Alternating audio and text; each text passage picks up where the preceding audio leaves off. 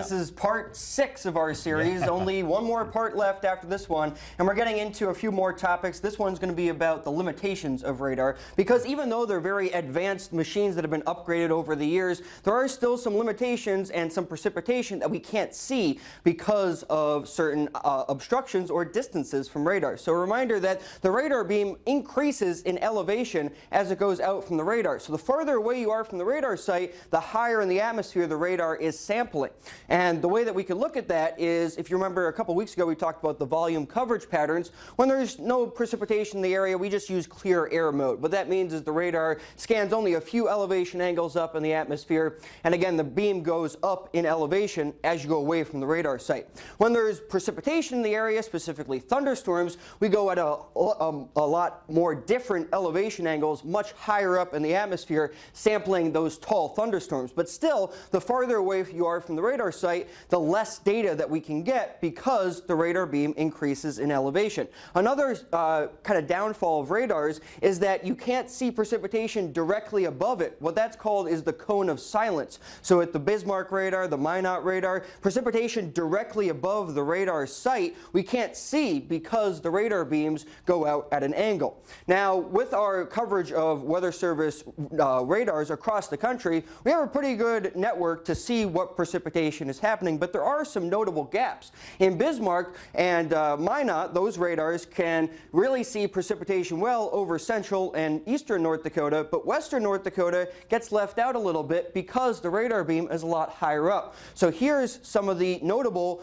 gaps in radar coverage across the country. Some of them are in more populated areas such as Charlotte, North Carolina, Harrisburg, Pennsylvania, and more in Tornado Alley down south where that's a little bit more problematic. In North Dakota, as I mentioned, far western North Dakota, the radar beam is more than 10,000 feet above the ground. So that doesn't mean there's no radar coverage in far western North Dakota. It just means it's a little bit harder to see the precipitation and detect low-level features such as snowfall or rotation within thunderstorms. But there is something that the Minot radar has done recently in order to try to combat that. So the Minot radar is one of the only radars in the country that actually scans at an elevation below 0.5. So thanks to research that was done within the last couple years, we lowered the angle of the Minot radar to 0.3 to try and gather more information at a lower altitude over western North Dakota to help with the detection of weather that's important to the western part of the state. It might not seem like that much of a difference, but it is when you start talking about elevation angles further and further from the radar as the Earth curves. So that base reflectivity angle that most radars use, 0.5 degrees above zero, is useful for most locations, but with the much more limited coverage in western North Dakota, having that 0.3 degree elevation angle is really useful.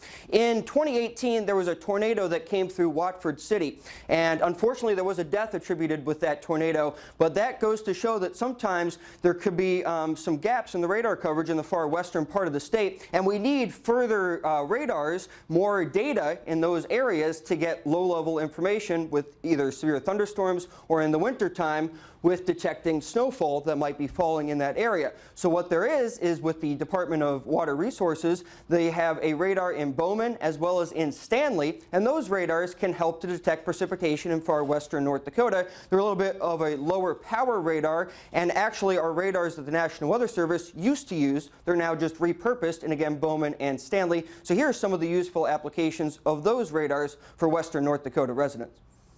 Well, the purpose of the radars originally was to, and still is, to support the cloud seeding program in western North Dakota that is conducted every summer during June, July, and August.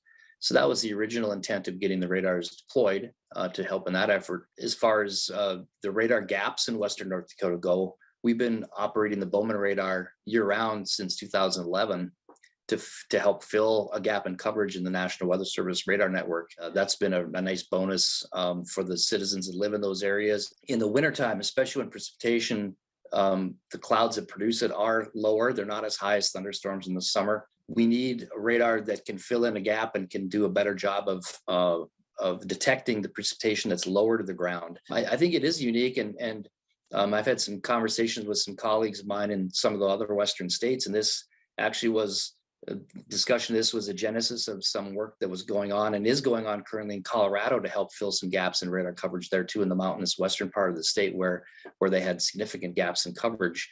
So I think things like this can be very helpful to filling in these coverage gaps in the National Weather Service system. So the Weather Service radars are a great resource. We couldn't do it without them, but there are some limitations, and those radars in Bowman and Stanley are some helpful resources that we can use to see precipitation in that kind of gap in western North Dakota. Excellent job. Interesting as always. Yeah. Thank you, Jacob. Thank you.